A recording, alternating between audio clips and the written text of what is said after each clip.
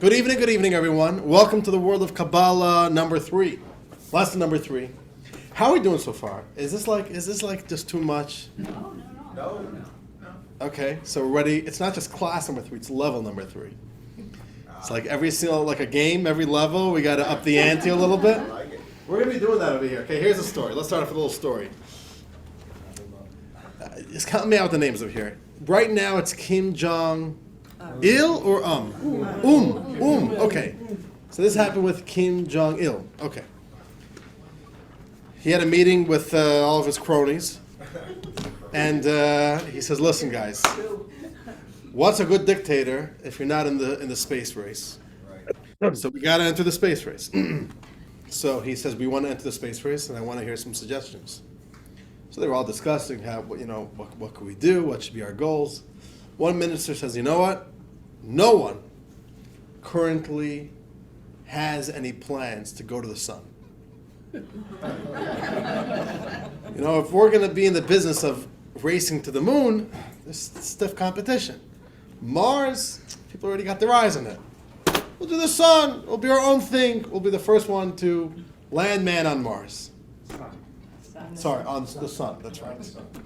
So what does one guy? So another guy says, Kim Jong-il says, there's only one little problem. The sun is too hot. So the minister says, what do you think? I'm stupid? I thought about that. We'll go at night.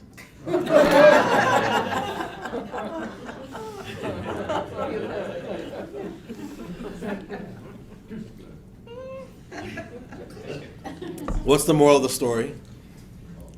I don't know. We'll find out, or maybe not.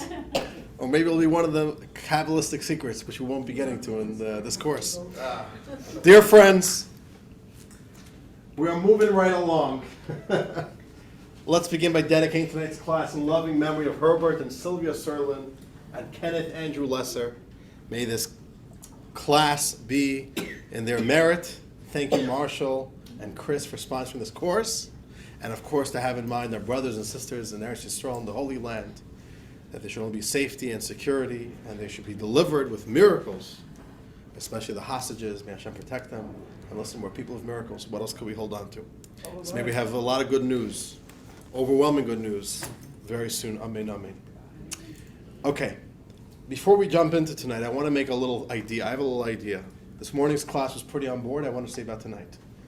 What I want to do is, we did this for a few courses ago, and it was really beautiful. So maybe I want to start doing this as a regular part of the courses. We originally said it's going to be 6 Wednesdays, right? But I want to maybe do like this, that the last class, which was currently scheduled for Wednesday, December 6th, to do that class on a Sunday morning, and we'll do both classes together. We'll have a full breakfast spread, and we'll make it into a nice event.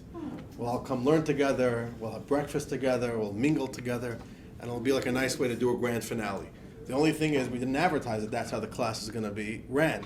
So 2 things. Number 1, I want to know how many of you think that's a good idea. And number 2, if you can't make it, if there's enough people who can't make it, I'll maybe even still do a Wednesday class. So the primary class will be on Sunday, if we could do that. We could find like a good time.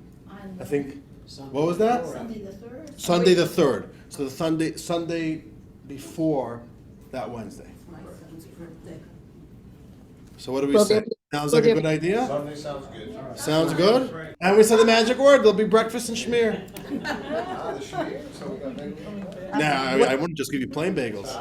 Thank you. That would be What like about a Zoom anti-Semitic or option? something. What was that, Leah? Will there be a Zoom option for that? Yeah, so we'll still have the Zoom for those of you who can't join in person. Yeah, that's right. Okay, so I'll send out the information tomorrow by email. I'll also send you all a calendar invite, and we'll probably have. I already spoke to the Federation about the possibility of doing it, so we'll probably open up this wall over here, so like that we have a nice large room, or maybe just in that room. We'll figure it out, and it'll be a nice way to bring everyone together, and we'll do it over 2 hours, let's say. So we have class, we got breakfast. What time did we do it last time, Max? Was it 10:30 we started? I think so, yes. I think 10:30. Maybe 10:30 for 2 hours, maybe. It'll be a nice way to spend the Sunday morning together. Beautiful. Sounds like a good idea. Okay. All right. How many nays? So far, no nays. Okay.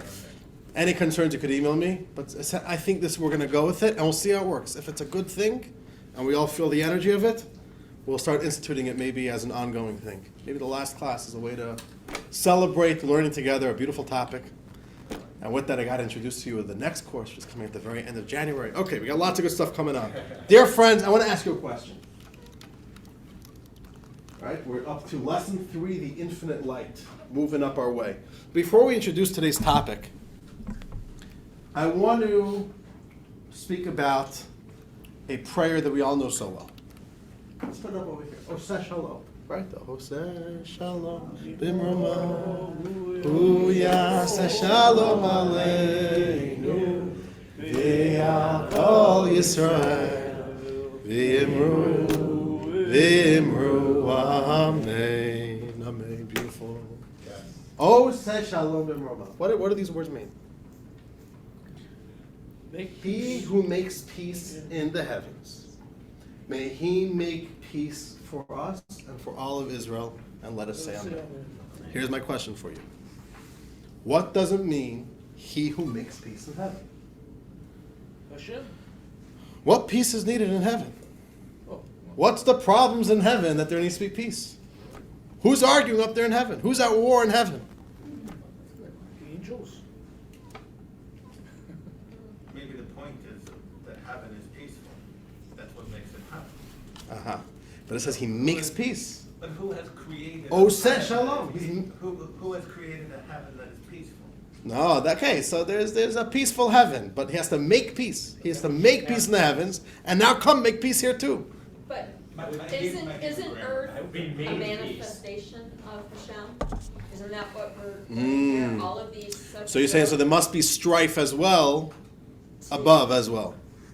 Well, that's what I'm getting. Or you could say, no, that's That not all true. those things record- All the strife is all a result of the absolute sense of independence, the absolute darkness, the absolute unawareness of God that allows ego to emerge to the point that such ferocious egos that what do you have?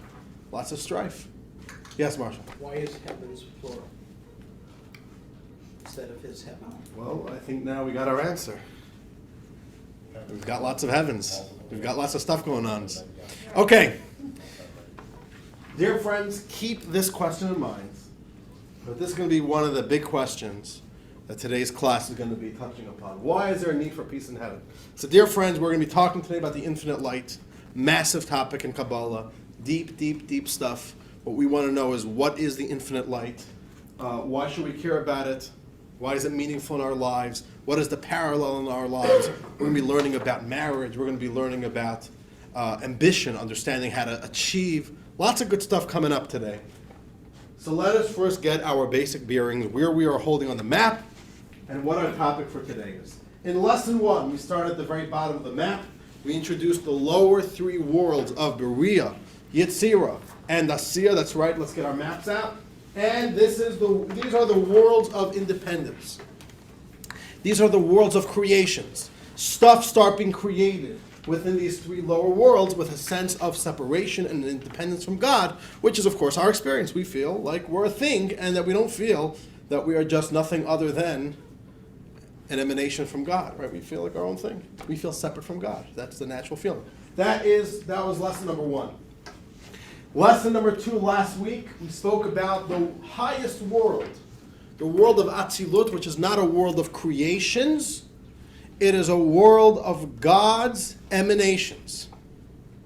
The 10 Sefirot, the 10 finite channels of energy that God invests into reality, which become the very building blocks of creation, how God interacts with the world, how God is present within the world in finite form. And we also spoke last week about the concept that even though God enters into the world in finite form, which is why we can start giving God attribute. We say he's kind and merciful and judgmental, etc., etc. And even though we say that God enters into the world within the 10 limited, defined, finite sephirot, but that is not God's essence. That is only the way God is, investing himself in limited form within the world. But really, God himself is infinite. Really, God himself is transcendent. Really, God defies any definition. So there's the God, the way God manifests within the world and within the boundaries of nature, within the limitations of reality. And then there's always the way God stands beyond that. Like there's the way Einstein teaches to the 6-year-old classroom, and there's the way the way the idea shines in his own head. And there's the way that, what was another example we gave? There's the way that the white paper is covered over by the black cutout. It's like that one word emerges, but then there's the purity of the white paper which stands behind that. That is today's topic. When we move up, we reach God's infinite light. The divine infinite light. I want to point out to you as well, if you'll see, there's a color change over here from last class and all to this class. Last class, starting with the world of Atzilut, begins finite reality. Once we move up into today's class, beyond the world of Atzilut, we're not anymore in the realm of worlds. Worlds mean that there are definitions.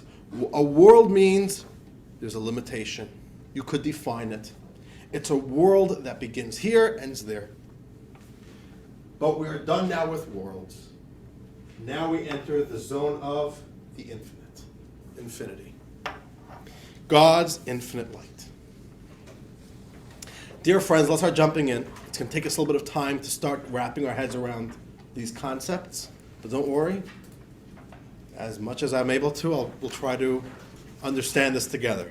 Let's start getting the facts on the table, the terms on the table. Text 1. We're ready? Which side did I start on last class? We're in a different space. We're all in different spaces. All different space. It's the infinity. Nothing matters anymore. Okay. There's no sides. There's no direction. There's no. Okay. Ooh. Oh yeah, you started there last time, but if you start here, we'll be first again, because we sat there last time. Got it. Okay, so let's just start over here. And anyways, all these wonderful people weren't even here last class. So let us start with you, Ted.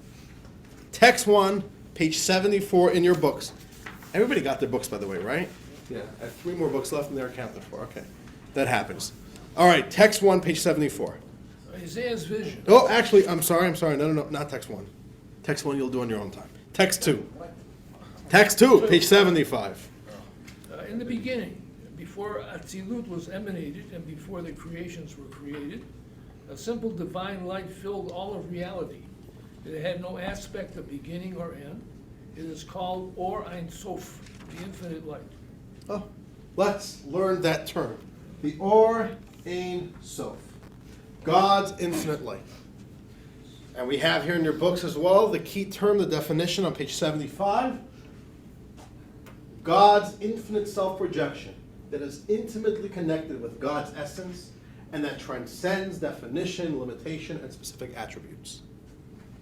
The first part of creation, you have God, and God shines his raw divine light, his own raw divine energy. And that light eventually will turn into our world. But that light, the way God shines his raw, transcendent light, that energy, as it stands before the emanation, before the limitations, as it is God's infinite light.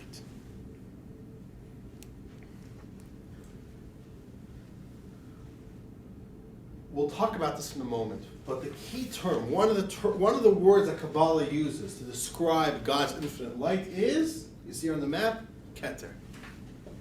You see that Keter? Okay. Now I want to teach you another 2 terms. But I just want to think about this with you for a moment. Last week we spoke about God, the way he invests himself within reality.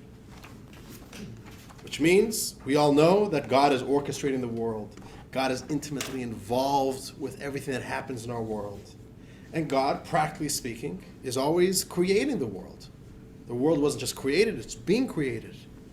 And that is the way God is very invested within the details. We can even see God is present in this way, doing this function at this moment. That is the God, the way he enters into reality. But Kabbalah teaches there's another posture of God, like another form of God's presence within our world.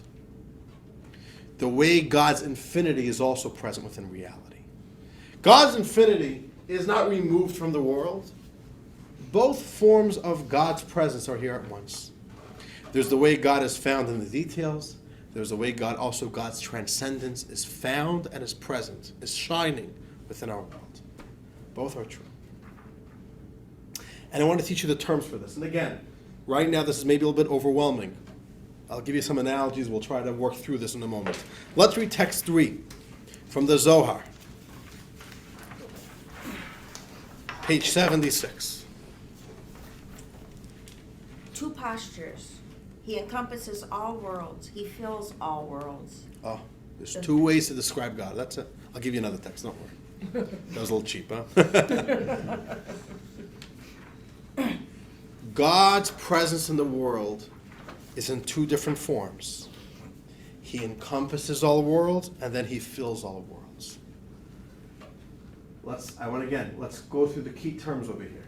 There is Sovev Kol Almin, which means he encompasses all worlds, which is God as he transcends the emanation of the Sefirot and the creation of Bria, Yetzirah, and Asiyah. The way God stands beyond nature. The way God transcends the limitations of nature. And then there is the other side of the coin, Mimale Kol Almin, and this is in your books on page 77 as well.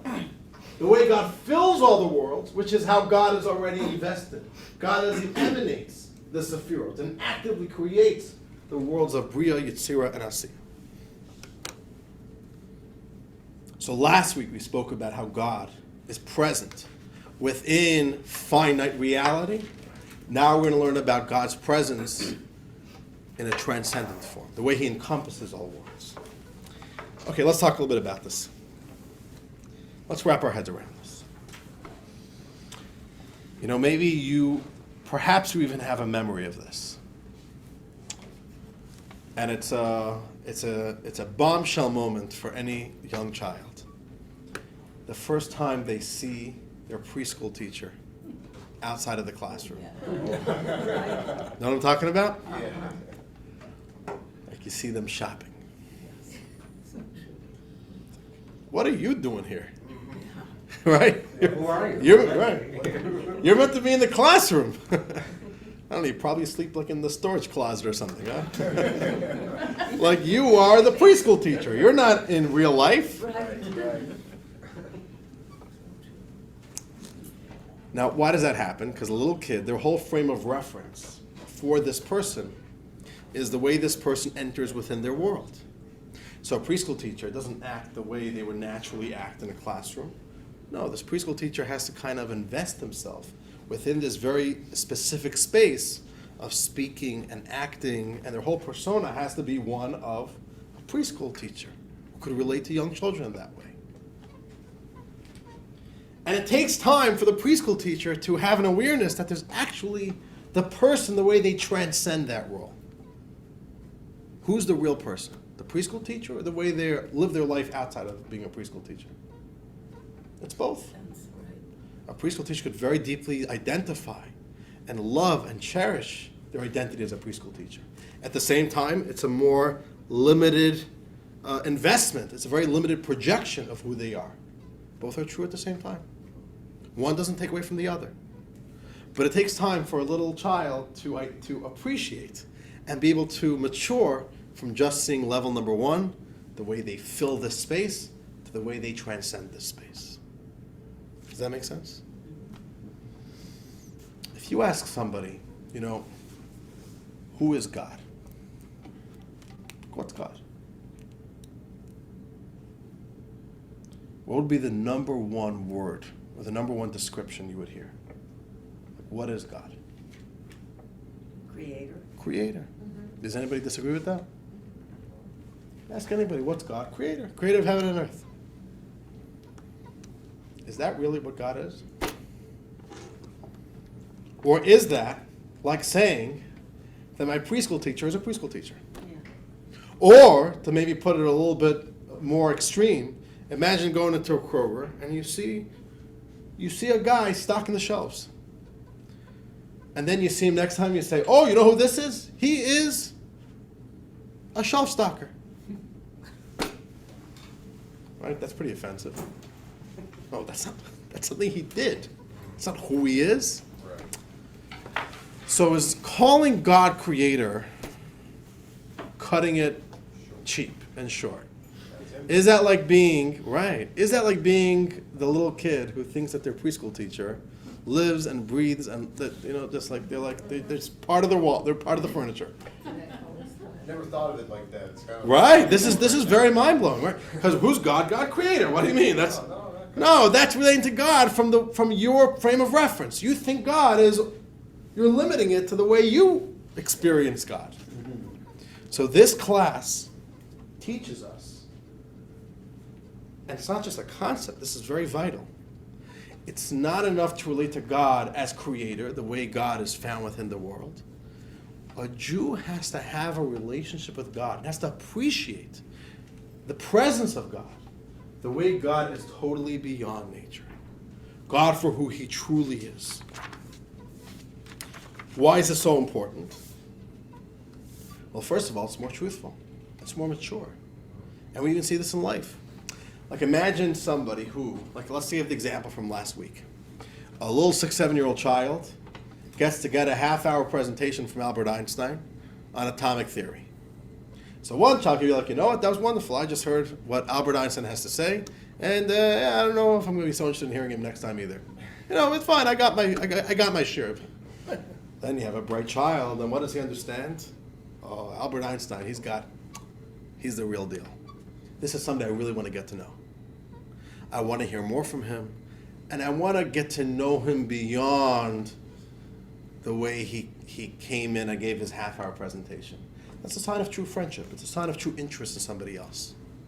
I don't want to just know you based on what you could do for me within a specific, right? For example, you go to Kroger, somebody helps you at the cash register. That's your relationship. I'm not really interested in getting to know you more than you helping me check out at the you know, that's it. A real friend, somebody you really care about, you want to get to know them more. That's what we call intimacy. And there's many different levels of intimacy. But the basic definition of intimacy is, I really want to get to know you. I don't want to get to know you based on what you do for me or how you could help me out of my life. I really want to get to know you. Same thing, a celebrity, an actor, or somebody great who you want to get to know. You know, if somebody's talking to an actor, you don't just say, you know, I love the way you played this character. I just want to talk to you as if you're playing that character. Not really, right? You want to get to know the person. Wow, I get a chance to hang out with a celebrity. I want to get to know the person behind the character. So there's God, the way God is entering within creation. God, the way he's putting up a specific projection. And the way he's wearing a certain cap. Right? Hello, I am God. This title, right? Job description, creator. And then there's God, the way he transcends the job. God for who he truly is. Most people, the way you start understanding God, the journey towards having a relationship with God or even an awareness of God, it's usually always going to begin at the lower level. What we called mimale kolalmin, the way God fills the universe. The way God is the creator, present within the universe. Which means, you know, think about it practically. Right? We have it over here. What happens? Most people, they notice the beauty around us, or they're searching for meaning, and that leads them to recognize God. Right? Some people find God intellectually, which means such a beautiful world. The world, nature works so perfectly. So we come to the conclusion, you know, it's only logical to say there must be a God. Oh, and therefore I'll appreciate that there's a God, there's a creator of the universe. So that's called finding God from your perspective. You look at the world, you see God's creations. Now, there must be a God who created this world. That's one way of appreciating God. Or somebody maybe more emotionally could be looking for meaning. Somebody's looking for meaning in life. Oh, well, God's the creator of the world. He must also have the key to meaning. Okay, so you look for God for meaning. In a certain way, that's still looking for God based on what he could do for you. We're still looking for God all from within your own frame of reference. So your frame of reference is the world, so God's creator. A little child, the frame of reference of this person is my preschool teacher, so you're a preschool teacher. And Judaism says, it's actually very important that a Jew realizes that there is a God that transcends nature, and to know that you have a relationship with God on that level. Yes, we live in the natural universe, within the finite, within this world of limitations and descriptions, and there's laws of nature that dominate over us. And it's true that God is also invested within that reality. And within that reality also God is somewhat limited, finite, part of the fabric of nature. But there's also God that transcends reality. And the real truth is we have a relationship with God on that level, where we live a little bit beyond nature itself, beyond reality itself. And that is something we have to strive for. To have a relationship with God and to appreciate the existence of God. In Sovev Kolam, the way God transcends, encompasses the world. Not the way God is found in the little details, but the way God is present in a way of transcendence. Now, practically speaking, where do we see the presence of God in the transcendent? What would you say? Your head, your mind. You're saying in your head you could have an understanding of God, and that's Imagination, if it's transcendent, then it wouldn't be apparent in the real world. That's true. Usually we're not seeing the transcendence of God. Where do we seeing? We're seeing immanence, the way God is invested in the details, running nature. Well, there's a relationship with God out of my heart that's more unconditional than in my mind when I overthink it. It's a little different. Well, where do we see within our world the presence of the transcendence of God? Nature. Nature, the beauty of nature. No, nature itself is part of the finite reality. It's part of the system. Where do we see God outside of the system? Prayer. Prayer is a good one. I want to talk about that in a moment. What else? Miracles. We believe in miracles. The definition of miracles means that we believe that as much as set in stone nature is, there's something that has the power to write. There's a transcendent power. And we believe that God is present. The transcendence of God is present within our world and can cause a miracle. Which means no matter how absolutely ridiculous something is, it could still happen, no problem. Why? Because we don't just believe in the God of nature. We don't just believe in God the Creator. We believe in God the way He's beyond that. And He is present within this reality. We're just learning in the Torah. It's just such a beautiful idea. God promises Abraham and Sarah that they're going to have a child who's going to be the beginning, the genesis of the Jewish people. And from him, there's going to be a beautiful nation. When Abraham hears that promise, he's 70 years old. But he doesn't have that child till 100. Question is, why did God have to do this? To break nature in order to have the birth of the very first Jewish child? Why did it have to be in that way? It's to teach us a lesson. That from the very beginning, there's nothing natural about the Jew. There's nothing normal about the Jew. The whole existence of the Jew is one big miracle. We live, that's the bandwidth, on what energy level are we living on? We don't live in the natural world. We have a relationship with God that transcends nature. We live, and on the one hand, we are members of the finite world, and on the other hand, we're always standing a little bit above it. We're like a hybrid, right? Our feet are on the ground, but we also have this power, a relation with God that's totally transcendent. And that's the miracles. That's also prayer. A lot of prayers, there's something called, we say, Yehi Ratzon, may it be God's will. May it be Hashem's will. Right? You ever found those words? Yehiratzon. It's an interesting thing. Does God want it or he does not want it? And if he wants it, then he wants it. If he doesn't want it, you think you could change his mind? When we say Yehiratzon, we are reaching out and calling out to God's transcendence. And we can say, maybe within the system, this shouldn't be happening. But we want to ask you to go above the system, go above whatever's natural, and create a new will, create a new desire. That's part of prayer. Prayer is directly going, and without going too deep into it, prayer is really a meditative experience to try to develop our appreciation for God of transcendence. So it's number one, we have to have an appreciation of it. But number two, it's essential to our relationship with God. We don't just have a relationship with God on the natural level, the way we find God based on our own experiences, based on our own understanding. But there's a certain transcendence even to the Jew's relationship with God, which mirrors God's transcendence. And we say in the Shema. So we say Shema Yisrael, hear, O Lord, right? Shema Yisrael, Hashem Elokeinu Hashem Echad. Then we say, and you shall love the Lord your God. And what do we say then? With all your heart, and with all your soul, and with all your might. Oh, okay. What does might mean? Heart, soul, might. Oh, so somehow might adds. So you're already loving God with all of your soul, loving God already with all your heart, and now there's something more. You have might. What's might? Strength. Strength is from your soul. I don't know. How is might not part of heart or soul? What?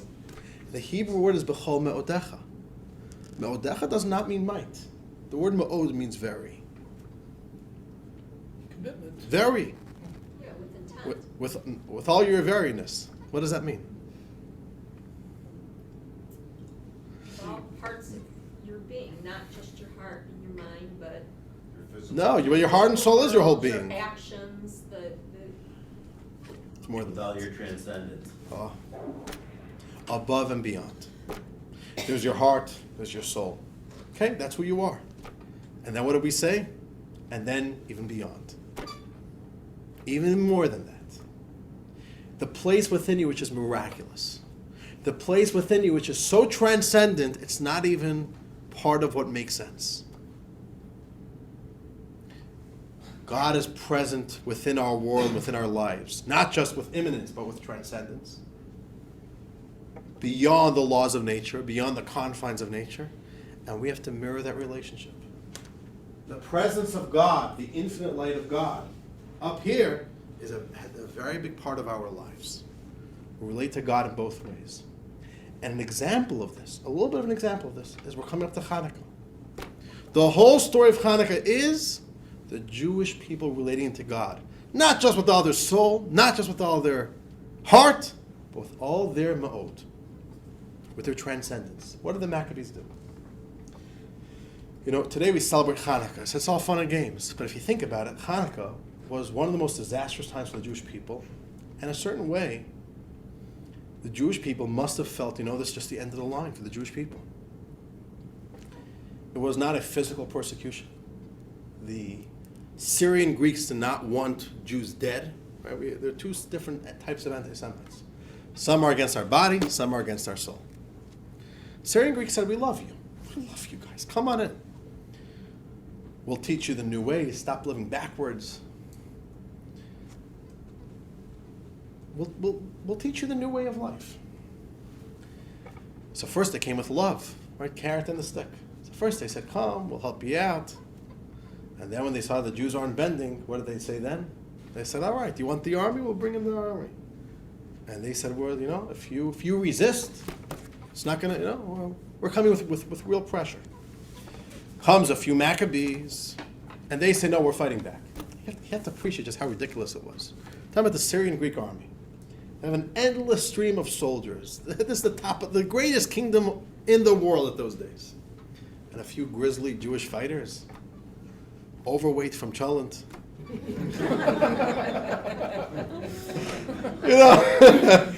This is going to be our big heroes. Today in all the imagery, the way they depict the Maccabees, muscular, looking good. Nah. They didn't look like that. Whatever, you find a spear, a knife, this, that. It was ridiculous. What were they doing? It was ridiculous. They said, we're Jews. We're not going to go down without a fight. And it wasn't an act of suicide. But what were they doing? It was what type of fight are you doing, right? Right, don't show up to a gunfight with a knife, right? Like, it's a Syrian Greek army. It's cute, So what do they think? Think about it. What were they thinking? Did they think they were going to win? Did they think they were going to lose? The answer is they weren't thinking. They said, we're a miraculous people. We know we'll survive.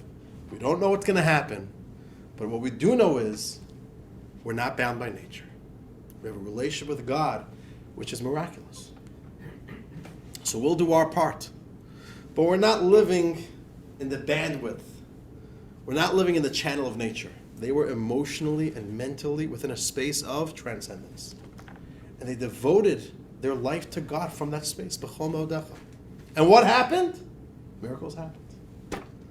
When you relate to God in miraculous ways, you're living in that zone. You could tap into that infinite energy. The exact same attitude happened when they came to the Holy Temple. So miraculously, they win all the battles. They reclaim Jerusalem and the Holy Temple, and they go back in, and they want to light the menorah. They want to restart the service of the Holy Temple. The only problem is the Syrian Greeks defiled all the oil.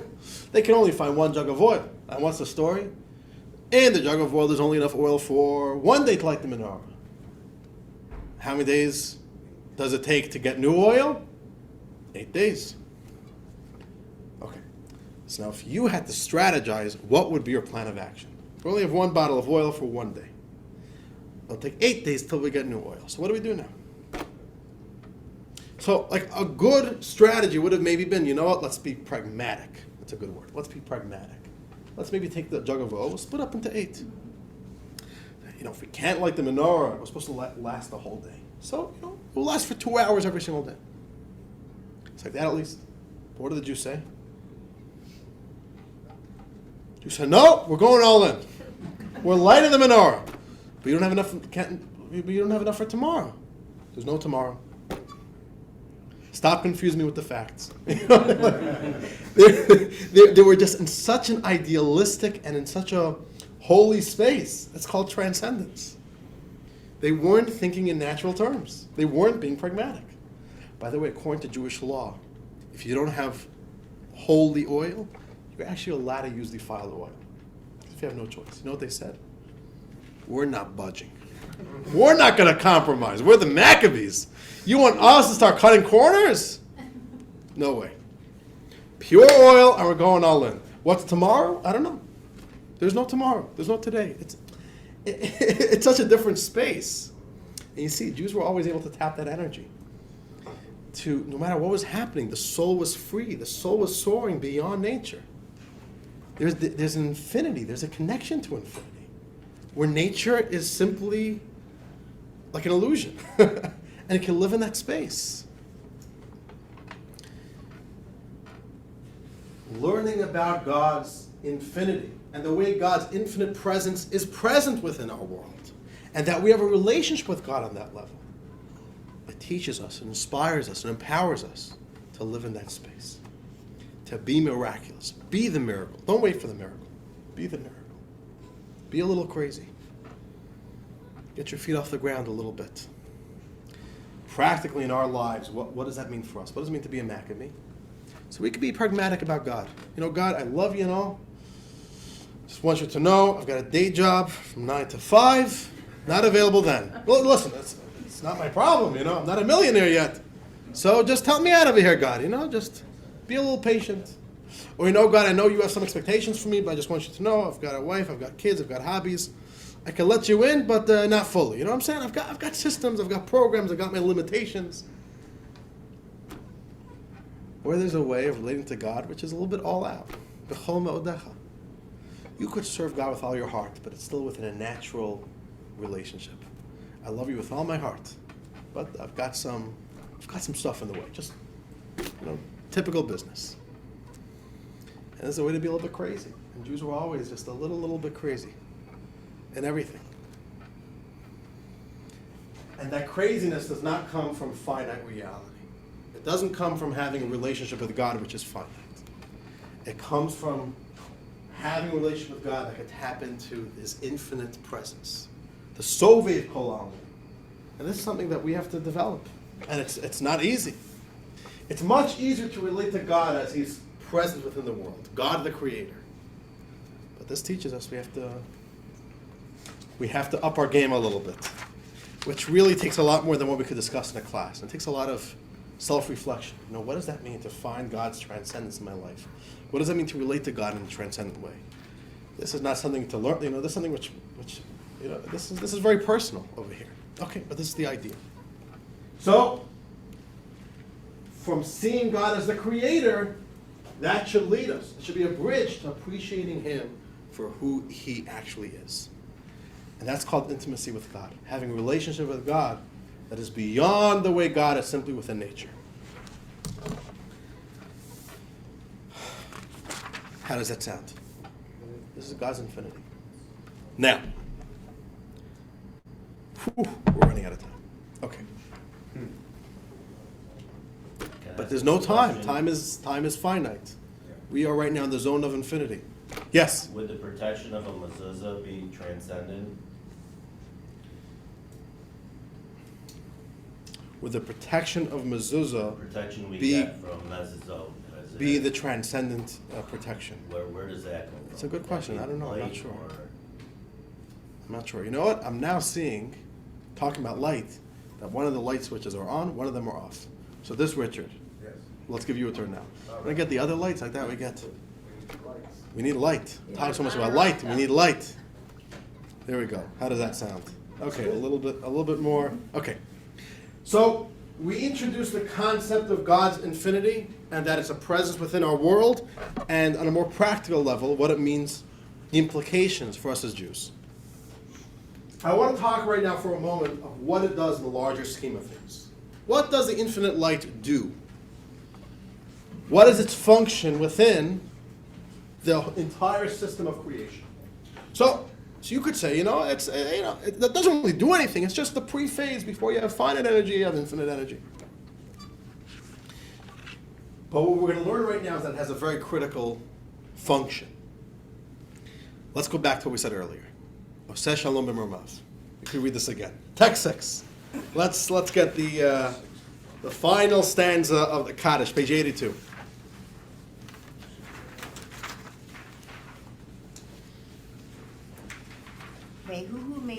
May he who makes peace in his heavens make peace for us and all of Israel, and say Amen. Amen. Okay. All right, thank you, Susan. So, let's get back to this question. What does it mean that God has to make peace in his heavens? Who exactly is at battle in the heavens? Now, answering this question gives us a very critical understanding of how nature works, how the system works, and how critical the infinite light is. And what the function of the infinite light is even within the finite system of creation. Kabbalah explains that there's 10, like we learned last week, 10 specific energies that emanate from God. Each of these energies are very specific. They're each very different. And these 10 energies they're the very building blocks of all of reality. All of reality is built upon the energies from these 10 sefirot. Kabbalah says something very, very interesting. If you take a look over here, it's on your maps. In between all the 10 sefirot, there are a bunch of lines connecting them. There are 22 lines. 22 is the magic number. Don't ask me why. That'll be for another Kabbalah class. But 22 connections that essentially create these pathways between 10 very different and specific forms of energy. And what Kabbalah says is that in order for life to function, spiritually, physically, there has to be a healthy balance, And there's certain constant incorporation, a synchronization of all these energies working together. I'll give you an example for this in a moment. But Kabbalah says, the way God creates the energy of Chachma, it is such a powerful force of energy, and it's so specific, that from the perspective of the energy of Chachma, nothing else exists. The energy of Chachma has no business with Bina. Chesed has no business with Gevurah. Why? Because each one is such a powerful emanation and so specific in scope, what its function is, that it's like speaking Chinese to it, to introduce within its world another form of energy. What does this mean? I'll give you an example. I want you to imagine a kingdom. A king, and a king has a kingdom. And in order to run a kingdom, what do you need? Lots of stuff. Who's in charge of all those stuff? The king. No. Oh, busier. Okay, and then under him, a bunch of ministers. What type of ministers do you have? All types of stuff. Ministers of finance, minister of defense, minister of social welfare, minister of diplomacy. Now these ministers, unlike, in this hypothetical kingdom, this is not American politics where everybody's just a bunch of brute, egotistical politicians trying to secure their next election. These are ministers who are deeply, deeply loyal to the king. They're not in it for their self-promotion or their next job. These are ministers that they don't have any other job. This is their very life. From the moment they were given this mandate by the king, they're going to die with this job. And their whole passion is simply the loyalty of their job. And what happens in this kingdom quite typically is due to such loyalty and commitment to the mandate that was given to this minister by the king, these ministers simply are always not able to get along. And it's very simple why. It's not because they're just, it's not petty fights. If you're a minister of defense, what was the mandate given to you by the king? To defend. To defend. We need to have national security of the highest standard. No threat can ever happen, they can never actualize. We need to have the best army. We need to be in the best position. So imagine one day, there's a threat from a neighboring country. So the Minister of Defense says, he gets into action. The king wants me to defend. So he comes with a show of force, takes all of his nukes, sets them up on the border, already directed at the enemy country, and he puts all his troops there and he says, you mess with us, here's our show of force. All of a sudden the Minister of Diplomacy comes running over and says, what are you doing? You're killing all my diplomacy. He says, what diplomacy? This is war. They want to hurt us. He says, no, but the king wants us to work on diplomacy and to forge relationships and to strike deals. You're hurting all my efforts. Who's right and who's wrong? They're both right. Yeah. They're both right. Not only they're both right, they are both acting in absolute loyalty to the mandate given to them by the king. The Minister of Defense was told, you have to make sure that no threat could ever come into our country. Do whatever is needed. And he does that. And the Minister of Diplomacy is told, your job is to create peace and diplomacy and to forge relationships. If the Minister of Defense would say, oh, you're right, diplomacy, that's okay. I'll pull back my whole army. He is actually betraying the order of the king. Another example. Minister of finance. What's his job? Make sure that the whole kingdom has healthy economics, no inflation. He sees inflation, puts up the interest rate to 8%, that type of stuff. Comes the Minister of Social Welfare and says, you're killing the people. It's not fair. The king wants that there should be social programs to help out those who are struggling. You can't do this. This goes against the king's wishes for social welfare. He says social welfare, social schmelfare. I don't know what you're talking about. I've got my mandate. We're not going to let the economy go out of control. We're running a tight ship over here. And all of your social welfare programs, I don't agree with them. Throw them out the window. I don't know who gave you all these crazy ideas. Who's right or who's wrong? Once again, they're both right. This is the idea that when you have a very specific energy, it is in fact due to their absolute loyalty, their absolute even oneness with the desire of the king, that they actually have a total inability to incorporate with each other, to work together, to synchronize with each other. So what has to happen when things get out of hand? What happens in the kingdom is that whenever there's a need for a deal, the king both calls them in for a meeting. And in the presence of the king, the creator, the mandator of the mandate, all of a sudden, the ministers are able to start finding common ground in the presence of the king. Now there's collaboration. Now there's healthy balances. And now the kingdom could function. The kingdom can't function with 20 ministers each doing their own thing, constantly in opposition of each other. The king is the one who allows functionality, directs the whole ship, specifically because he transcends everybody.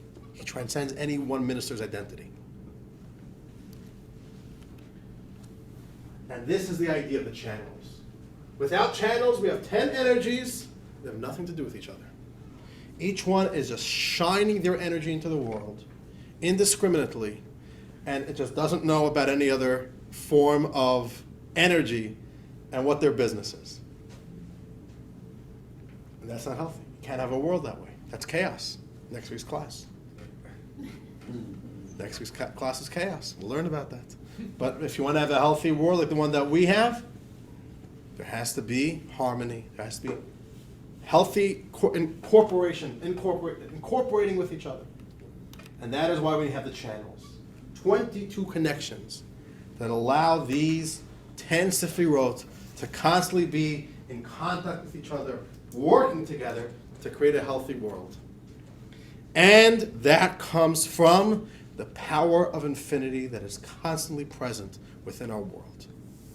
The source of all these energies, the infinite light of God, is always present in the world, and just like those warring ministers, but in the presence of the king, now we can sit around one table, because we're in the presence of the king, and our own personal agendas, we're able to start seeing the larger picture.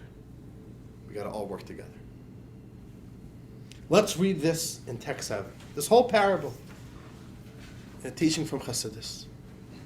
All right, yes? The synthesis of the 10 Sephirot, especially those that are opposites, such as Chesed and Gevurah, is made possible through the agency of supernal light that transcends the characteristics of the Sephirot. Upon sensing this supernal light, the Sephirot experience Betul. They relinquish their configuration and synthesize with each other. Consider the example of two government ministers who hopelessly oppose each other. When they must appear together before the king, they remain who they are, with their preferences, and find themselves working with the opposing viewpoint to reach a required consensus. This is a consequence of their state of Betul that results from their overwhelming trepidation and awe of the king's majesty, whose rank by far transcends their own. Similarly, the opposite forces of Chesed and Gevurah in Atzilut can synthesize due to the illumination of God's infinite light, or Ein Sof. That's the way it works. The infinite light of God makes peace above. Oseh shalom b'mromav. The infinite light of God enables proper functionality, harmonization amongst the Sefirot. And here's a fancy word for you. The word in Kabbalah for this phenomenon of the Sefirot being able to work with each other is called hitkalalut, incorporation, the intermingling and harmonization of the godly Sefirot. Okay, so this all sounds very, very very spiritual, very transcendent, you know. God is doing allowing all these forces, the 10 Sefirot, to incorporate one with the other. By the way, this is in your books, by the way. You don't need to write it down. On page 82. Right, all these key terms are in your book. And I've got a little question for you. Oh, just by the way, also if you look on page 84, what is another word for this infinite light is Keter. The yellow, the light of God. The infinite light of God stands at the very top of the 10 Sefirot. And from there, all those lines emerge. The ability to all the Sefirot to work together. Okay, that's Keter. Okay. Now, where do we see this practically in our lives? So this sounds very beautiful, very ethereal, right? Is that the right word? Yes. All right, something very high up there. God is making these connections. Doesn't mean anything to me. An example of where we see this is in marriage. This exact dynamic, Kabbalah explains, happens in marriage. Last week we spoke about how every single soul emerges from a different one of the Sefirot. And we just explained that from the perspective of each Sefirah, no other Sefirah exists. Just like those ministers. One-track minded. You've got your agenda, you've got your mandate, that's who you are. Now,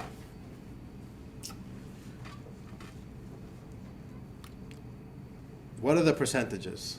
You've got a 10% chance when you look for a soulmate that your spouse is going to have a soul from the exact same Sefirah as yours. That's not high chances, right? If she's got a different Sefirah than yours, or he does, what happens then? You've got some friction. Two souls, each one from a different Sefirah. And what we've learned, that the Sefirot on their own have no way of connecting. And this is something that we actually, even see in our own practical lives. Our sages tell us every single marriage is a miracle. And the statistics back it up. It's very sad. In today's world, in the Western world, in 2023, more than 50% of marriages end up in divorce.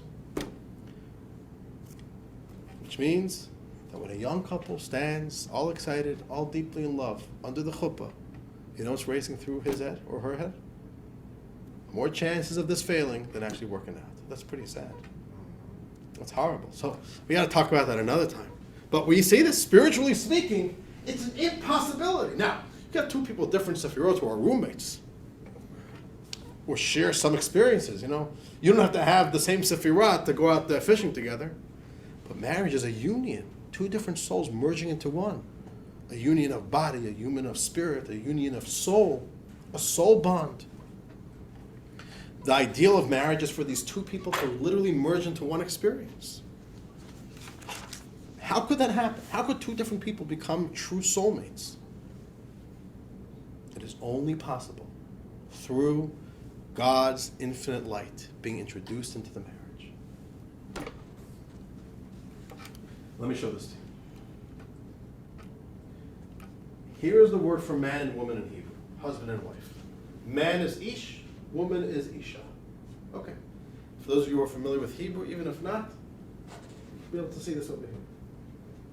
These two words, man and woman, ish and isha, both share the same letters. Besides, two letters. A man has a yud, and the woman has a hey. What's yud and hey? What does that spell? What's yud and hey? God, Hashem. That's Hashem. If you take out Hashem, if you take out God from man and woman, what do you have left? What's Aleph and Shin? Anybody know? Aleph and Shin. What do Aleph and Shin spell? Fire, Esh. Aish, fire. Our sages say, if a man and woman, if the divine presence rests among them, then they can be husband and wife. If the divine presence is not present in a marriage, this turns into a toxic, destructive fire. You see that in marriages. Some marriages are so beautiful. There's nothing more beautiful than a good marriage. There's something so beautiful. In a family, we're raising a new generation. And there's no more destructive force in the universe than a marriage that's falling apart. There's such toxicity, such destruction. It brings out the worst in people. Kabbalah says it's true. It's an impossibility. Two different people, right? Men are from Mars, women are from Venus. One, the husband is from this Sephirah planet. The other, the wife is from a different Sephirah. This is the only way there could be a sense of transcendence is a spiritual process for God to be in the picture. Now, under the chuppah, God gives us the blessing, especially if the husband and wife prepare themselves properly. That the wedding should be a good one where we invite God into the picture, then God brings His energy into the marriage. If there's no God in the marriage, it's not doomed for failure. It's from the start for failure. It's an impossibility. And if it works, it's miraculous. And that's why, we're not going to go into it right now, if you look on page 86, there are a lot of circles in the wedding ceremony. There's a chuppah, there's idea of transcendence, something coming from above, a transcendent a layer that is emerging into the wedding. The actual chuppah canopy which transcends the couple, the veil that transcends the bride, the circling under the chuppah, the ring which is round, all represents the symbolic idea we need to bring the infinite transcendence of God into this marriage in order for this to work. And the other place where we see the infinity of God present in a marriage is in the creation of children. Now, everything in biological life could procreate. Not everything, not a rock. Ready for a little joke? Yeah. It's a deep joke, and I really don't have time for this joke, but we got to say a joke. I'll say a joke. You'll give me an extra 3 minutes for this joke? Yes. You're not going to run off on me, Richard? Which Richard? Both Richards. Okay. There's a guy, he went to his neighbor, and he says, I need a little favor. I need a Kiddush cup. I need a Kiddush cup. Can I borrow your Kiddush cup for this Shabbat? He said, sure, I have an extra Kiddush cup. See, he lends his neighbor a Kiddush cup. The next week after Shabbat, the neighbor comes back and he brings back the Kiddush cup and a small little Kiddush cup. He says, what's going on? I didn't lend you two. He says, no. While I was by me, it gave birth to a baby. It's yours. They were like, all right, wonderful, I'll take it. All right, a few weeks later, he asks for, I need a candlestick. Can I borrow a candlestick? Sure, you can take a candlestick. So he borrows the candlestick. Now, a few days later, he comes back, the candlestick and a little candlestick. He says, what's going on? He said, well, while I had the candlestick gave birth to a little candlestick. So it's yours. Like, all right. A few weeks later, he says, I'm going on a very, very important business trip. I want to look good. I don't know if I could borrow your gold watch, your diamond watch. He says, it's the most expensive item I own.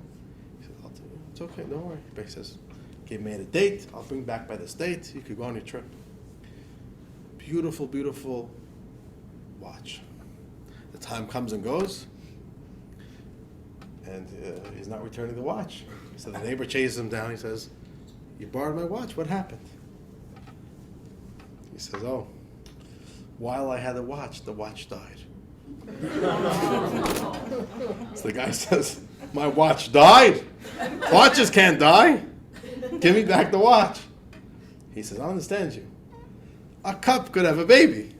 A candlestick could have a baby candlestick. But the watch can't die. The watch died.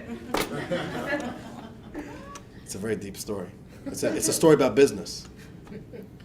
It's a story about how to trust other people and don't fall for cheap, temporary, but that's a separate conversation. That'll be for the business class. But the idea is, okay, so that was just a procreation joke. Okay, so inanimate items can procreate, but all botanical life could procreate besides grass. They say grass can't procreate. Right, is that true? Grass don't have seeds. Okay. Yes, it does. No, but it doesn't grow seeds. I've seen grass with There's grass seed, absolutely. No, there's grass seed, but a blade of grass can't procreate automatically. This is what I once heard. Okay, I don't know. We'll go with it. I would love if it could. Yeah. Okay. But in any case, I'm with you. What does that mean? It doesn't produce They seed. sprout up, The seeds are at the top of the blade, they sprout seeds at the Have top. you ever Yeah. seen the ornamental grasses? Maybe some grasses. Maybe Okay, not that- our grasses. no, Okay. that it would be more evident on. Got it. Okay. But in any case, so botanical life procreates, animal life procreates, and human life procreates. There's a key difference. Chassidus asked this question, very interesting question. Everything else in nature is able to procreate pretty easily and seamlessly, painlessly. Even if painlessly, maybe there's pain, okay, but it's a rather simple process that's part of biological life. Does a lioness need to go to the hospital and get nurses and midwives in order to give birth? And a doctor? They give birth, so they move on with life. All plant life, no problem. Okay, there's a seed, you put it in the ground, sprouts out. No intervention is necessary. Chassidus asked such a simple question. Why is it that humans, the highest form of life, is the one form of life that a woman is incapable of giving birth on their own? A woman needs outside assistance in order to have a baby. Why is that? Interesting question, huh? A woman needs a doctor and midwives and simply needs assistance. A woman can't give birth on her own. They do. Some do, and that's true, right. But the idea is it is much more overwhelming. It's a much more overwhelming experience in humans than any other form of life. So this says it symbolically expresses the idea that this is not a natural process. I mean, of course, there is a natural process, but something beyond nature is happening here. You're bringing in a new soul. A new presence of God is entering the world that's larger than life. That's not like an elephant making a new elephant. That's nature making nature. Giving birth to a child is two humans actually creating something larger than life. This is more than just nature, a spiritual soul. And that's why it is physically so much more difficult, to the point that it feels more than what's humanly possible. You can't do it by yourself. So if God blesses you with the gift of His infinite presence that could bring peace between husband and wife, we see that in children. Healthy children are born with the gift of God's infinity. And it's the same idea of God creating the parallels, Oseh Shalom, of the God's infinity coming in and allowing even two different forces that don't align to bring them in. All right, so that's Oseh Shalom. He who makes peace in His heavens should make peace for us and all of Israel, and it is up to us to allow His presence in to make peace. Okay, dear friends, I want to show you a video now. It's going to be 5 minutes. Then we have 15 minutes left of the class. I could either rush the ending, but I don't want to rush it. Can we go like 10 minutes over? Sure. Worst case scenario, you'll walk out before the 10 minutes. Right?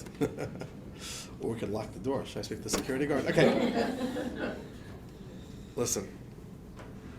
It's already lesson 3. This is intense stuff. Okay. Let's do the video. A little bit of a recap. And will be a little bit of a breather, so that we could try to just, before we move on, we're done with the Kabbalah for tonight. Now we're going to be moving on to the parallel of this in our soul. We'll at least speak about that, at least briefly.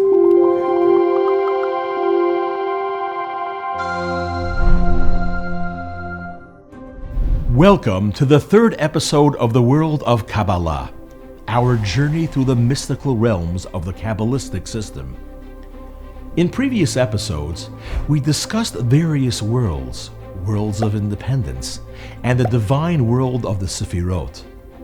The common denominator is that all worlds are finite zones.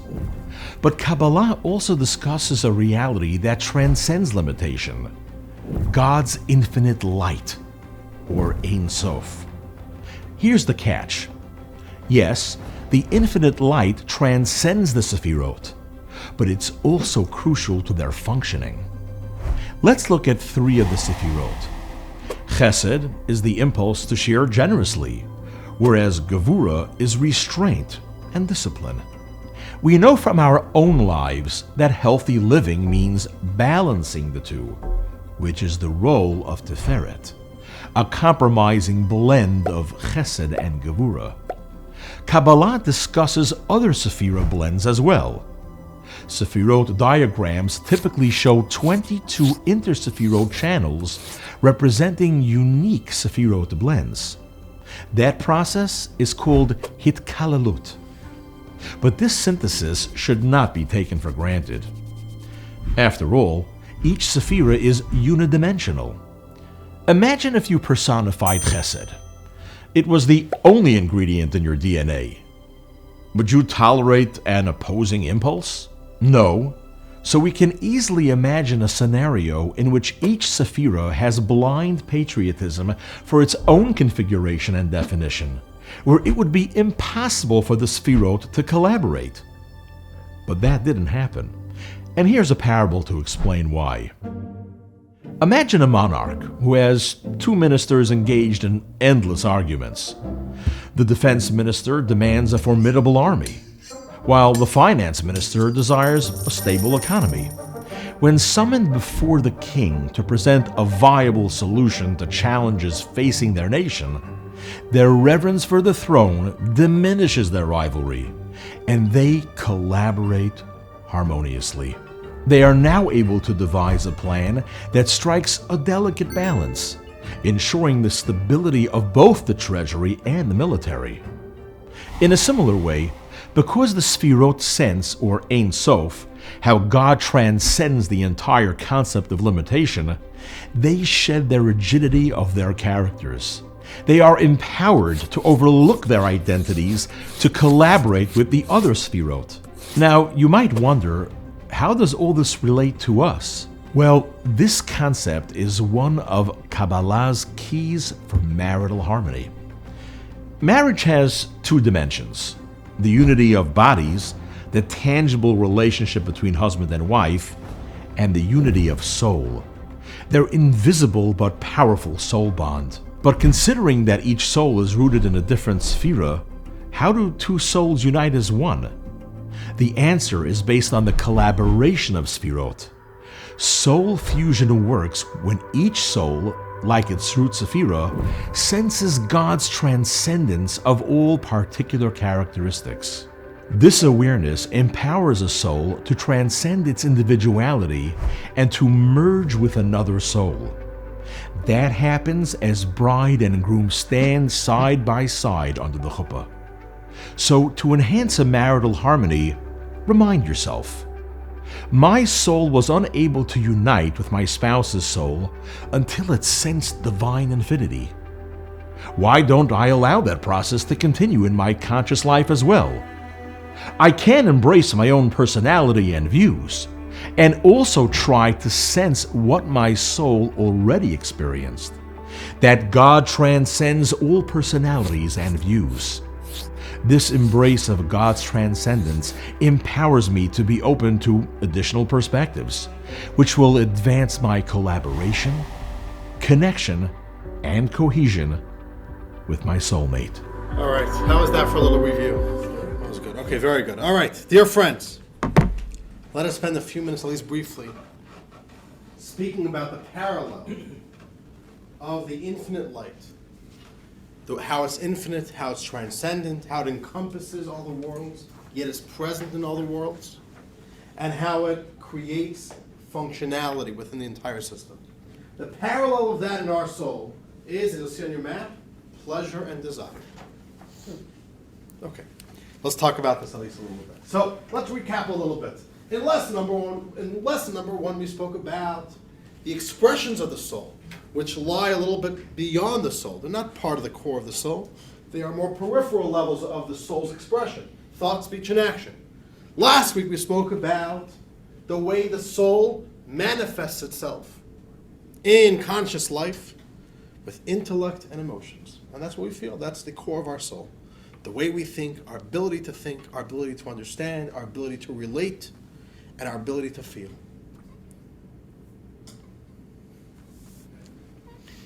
But now we need to go to the infinity of the soul, to the transcendence of the soul.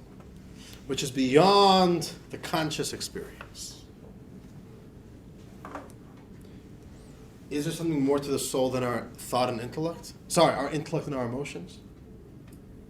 You know, the old philosophers, the Greek philosophers, they defined the soul as the ability to think. That's the soul. The soul is the power of intellect. They didn't understand and have a conception of a soul that is a force beyond human intellect. So what's the soul? Intellect.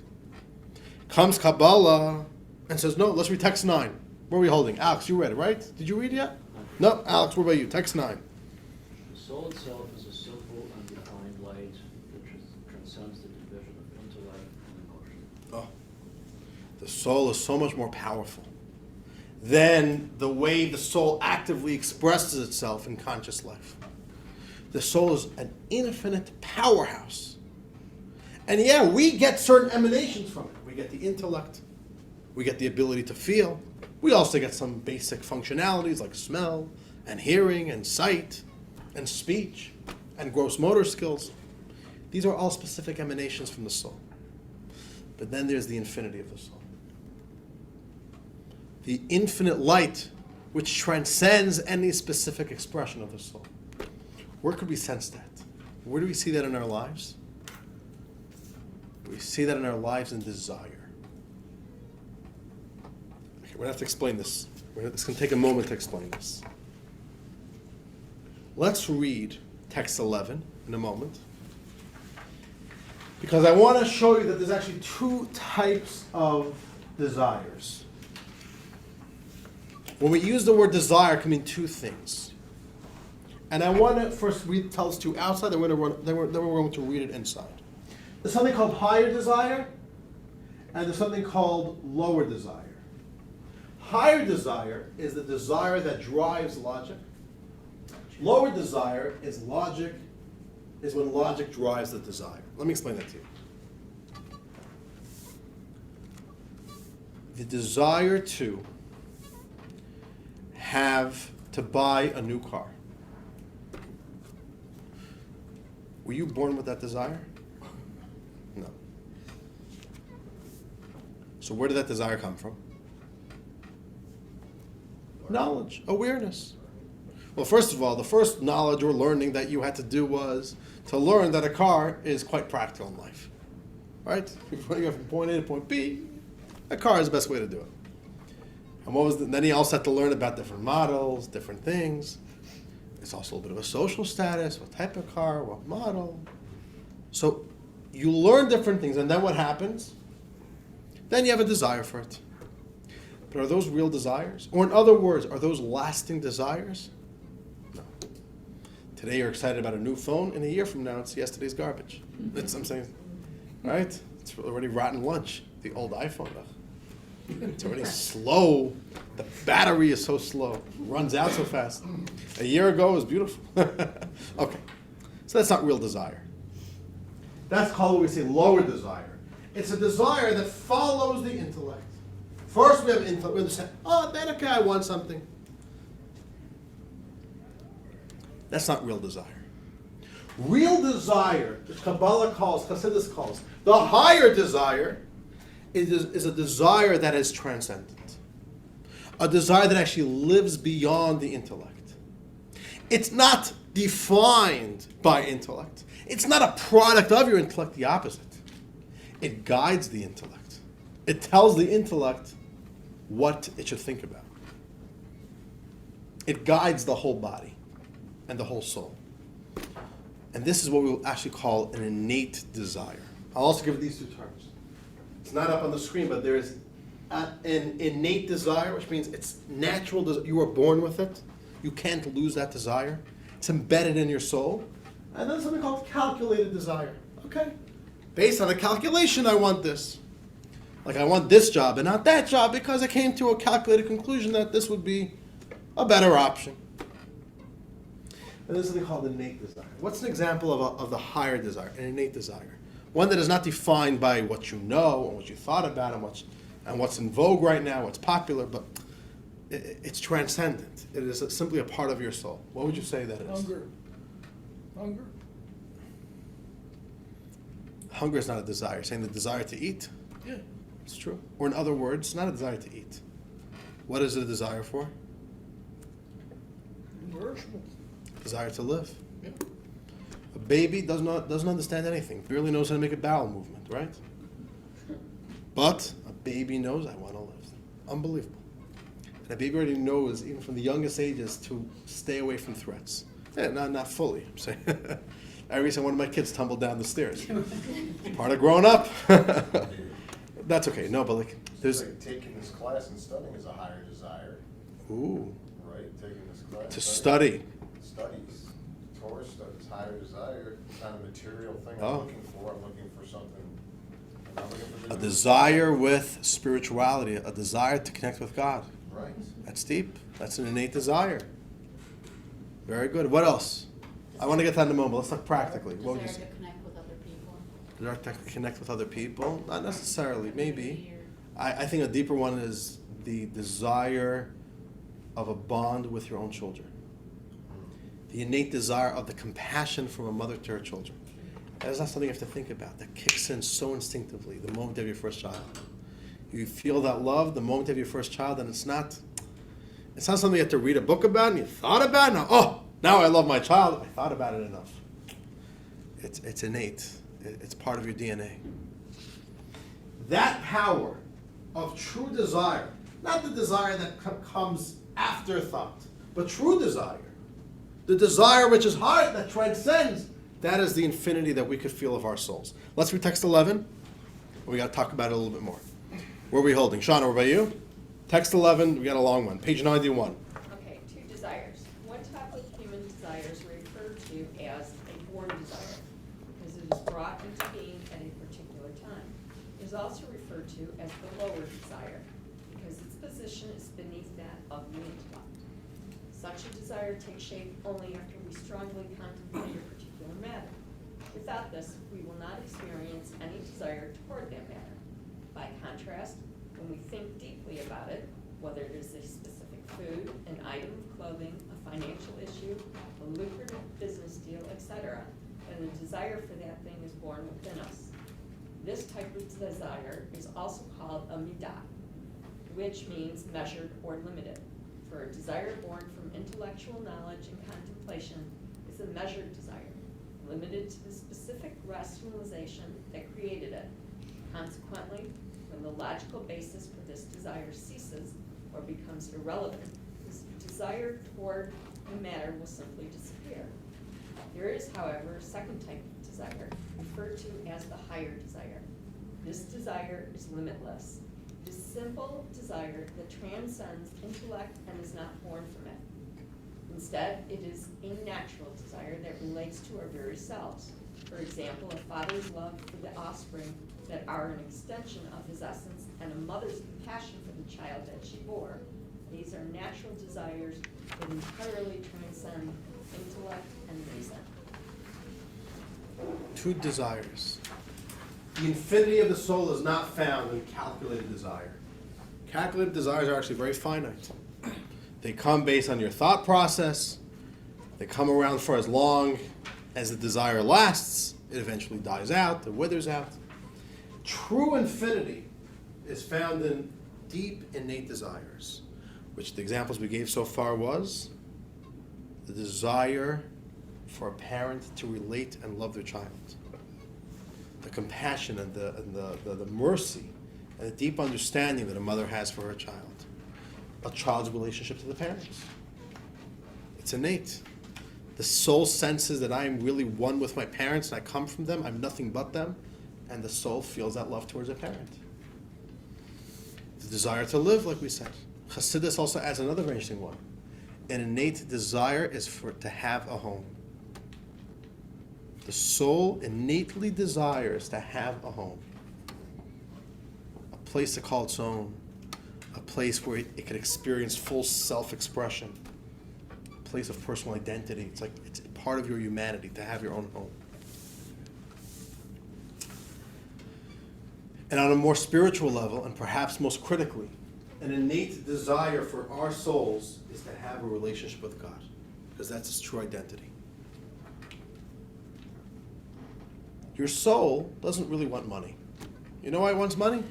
Because at some point it figured out that money gets you lots of good things. All right, so now I want money. But it's a calculated desire at the end of the day. It's not what I deeply, deeply want. There's only a handful of things you could say this is the innate desire of the soul. Now, you're not necessarily always going to feel that desire, but those desires are the strongest forces in your life. Now, I want to go through the 3 definitions we use for God's infinity of Keter, and I want to show how they apply in desire as well. God's infinite light is infinite, it's transcendent, and it empowers, it gets going the whole system. Let's start with empowering the entire system. What is the most critical ingredient to do stuff, for productivity? What do you need in order to get stuff done? Motivation, in other words, a will, a desire. If there's no desire, nothing's going to happen. And if it does happen, it's a sloppy job. But if there's desire, then what do you get? All of a sudden, if you have desire, the whole soul is able to start pumping. The system works, just like God's infinity. If not for the infinite energy, all the 10 Sefirot would dig their heels in the sand. I am who I am, and we wouldn't have a world. Things wouldn't function. Desire creates movement. It brings life to the whole. It brings the infinity of the soul and energizes the whole soul. It's transcendent. It's the only force of the soul that you can't locate. Where's your intellect? Where do you feel the intellect of your soul? In the mind, right? You don't feel it in your pinky toe. Right, in the brain. Meaning I feel thinking. I feel the soul's power in my brain. Where do you feel the emotions? Essentially, you don't feel in the soul. The soul doesn't, there's nowhere, the soul isn't anywhere. You feel mainly, right, in the heart. And you feel the pumping. That's where you feel it. You feel pain, you feel hurt. It's in your heart. You feel love, it's in your heart. Smell, it's in the nose. But desire, the soul's desire, where in the body is that? Where do you feel it in the body? You feel it in your whole body, something. When you really rate that. Everywhere and nowhere. You could think about it in the brain, but if it's a real innate desire, it doesn't come from the brain. It's transcendent. It's the force of the soul that is already not entering in any finite zone. Oh, I'm here, I'm investing myself here. It's a transcendence of the soul. So it's very much, it's a very real presence within our very physical lives. We know it's within us, but where is it? I don't even know. It's not defined, it's transcendent. And it's infinite. When there's true desire, the limitations of the soul, the finiteness of our conscious lives melt away. Anything is possible if there's a real desire. The previous Lubavitcher Rebbe wrote in a letter, unbelievable story. He heard this from his great-grandfather. His great-grandfather, who was the third Chabad Rebbe, told him a story. That in his days there was a man, I don't even know if it was a Jew, who was running away for his life. Somebody was chasing him, an animal was chasing him, I don't know. And he hid in a very tight space. And that saved him. You know what the only problem was? Couldn't get out. You know why? He didn't fit in that space. See, he managed to get himself in, but he couldn't get himself out. It was physically impossible. What happened here? He had such a desire to live that in the force of that infinite energy, whatever finite limitations there were, internally, externally, just simply melted away. That will, that infinite light, just like a miracle, came in and just changed. He was able to do it. Then once that strong desire to live went away, now he just needed to walk out. Couldn't do it anymore. The key ingredient to life, to get things moving and to be successful, is to have a real true desire and to live a life from true desire. The more we can live life from a place of desire, the more energy, the more focus, and the more infinity. the more infinite power, the more superhuman power we could bring to our lives. Let's read this next text, and then I want to conclude with the final thoughts to maybe make this a little bit more practical. Text 13, Richard, what about you? Text 13 on page 93. Desire of its own compels all of a person's abilities to be drawn after it. Therefore, our sages taught us that we should study specifically a subject that we desire, for then our minds become more creative and analytical regarding the object of our desire. Indeed, we can readily observe that those who study with desire comprehend the subject better than intellectually gifted individuals who do not have a similar desire. For the ratzon forces the intellect to operate on a higher level. Indeed, it has the same amplifying effect on all of an individual's abilities. Wow. If you've got the show of force of true desire, that's it. That's your superpower. But doesn't it then become the lower desire? So lower desire, in Hebrew, we actually still call it the same word, desire, ratzon. Which means even lower desire could still tap into this type of force.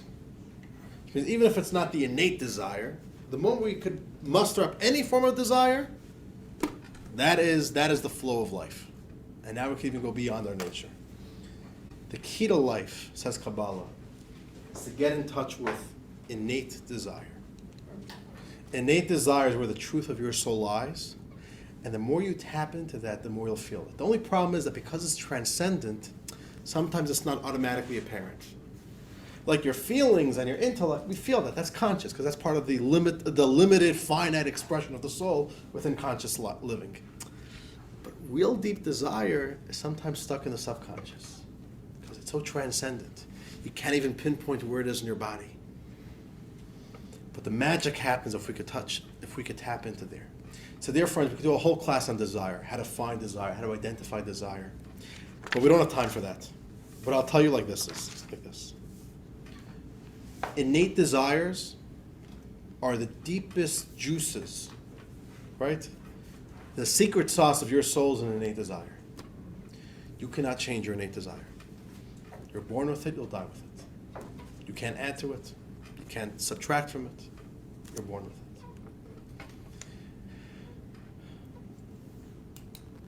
The more we could tap into life, living from a place of innate desire, that's really where we're really truly living life. We're not just stuck in the noise of life. We're not just obsessed with calculated desires, which are powerful in their own right. But innate desire is where the truth of living really is. And Kabbalah teaches us, you know what an innate desire is? One of the few innate desires that our soul has is to be in a relationship with God. It's to be connected with God.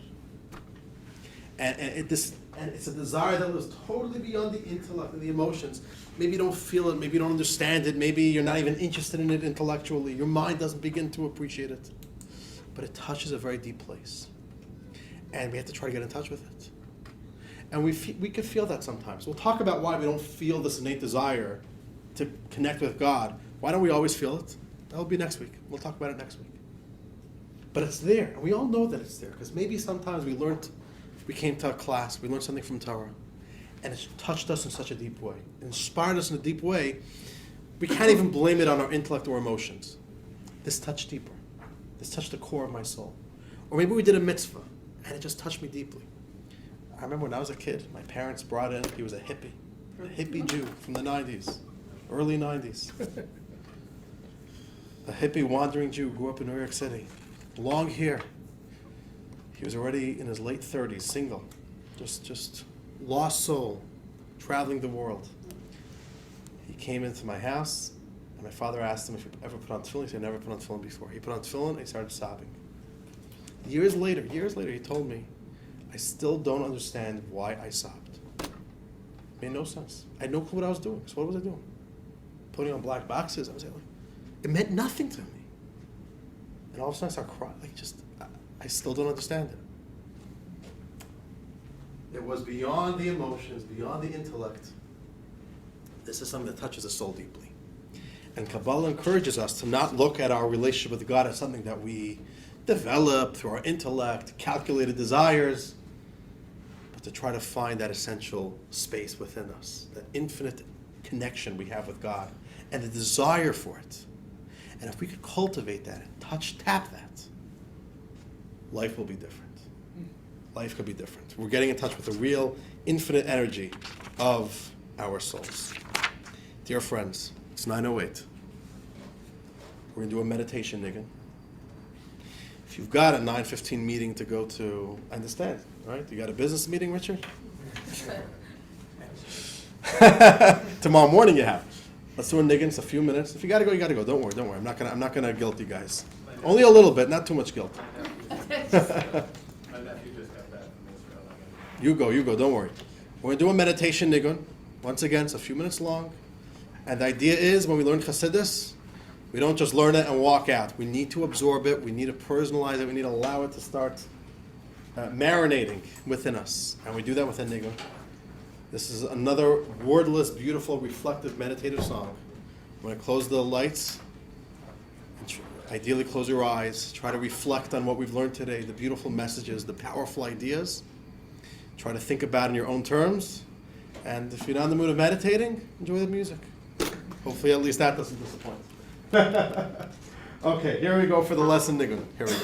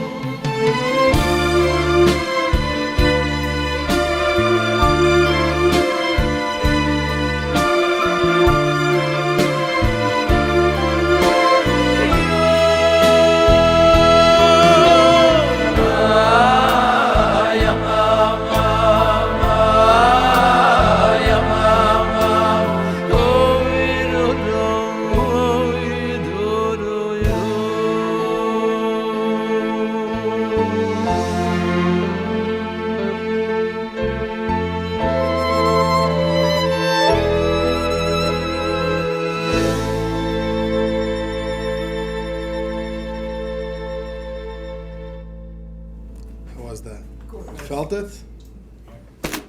Dear friends, next week, lesson 4, the world of chaos. Thank you so much for joining. This was wonderful. May God bless you all. We'll see you all, God willing, next week for another wonderful lesson, continuing our journey into the world of Kabbalah. You're also welcome. You're very welcome. Take care, everyone.